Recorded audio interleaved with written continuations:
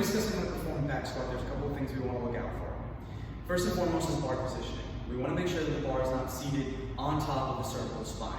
What I mean by that is we take our hand and we place it at the base of the neck, we'll feel a protrusion. That is the bottom or the end of our cervical spine. We want the bar to be placed below that across our trap muscles. It'll provide a little more support and a lot more comfort. Once we have that, we'll take our steps back from the bar and we'll set up our feet. This is more of a comfort thing. Make sure that when you squat, you don't feel as though you're losing connection through the floor. What I mean by that is, if the feet are too narrow, if the feet are too wide, you might feel as though you don't have a solid base, and you might feel as though as you bend the knees, you start to come off the heels. We want to make sure that whatever position you decide is comfortable for you means that your glute are cemented or rooted into the floor. Once you have a foot position down, we want to learn how to brace. What I mean by that is you don't want to take in a long breath.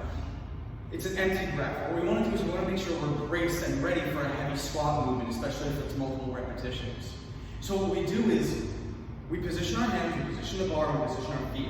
Before I descend, I'm going to take a very large belly breath into my diaphragm. What this is going to do is it's going to support or it's going to facilitate global bracing, which means it's not just from here I want to brace. I want to brace the entirety of my body and become rigid before I take a heavy weight and move in for repetitions.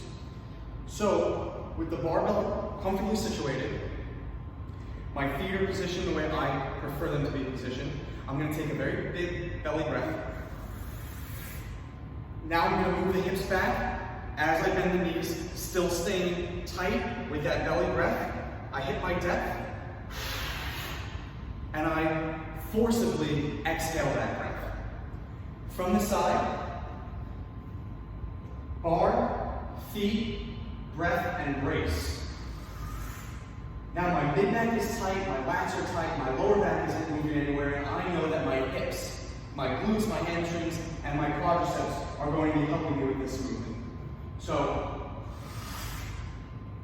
hips and knees start to move at the same time. My upper body is not moving or shifting forward. I push through the feet, and I finish strong at the top.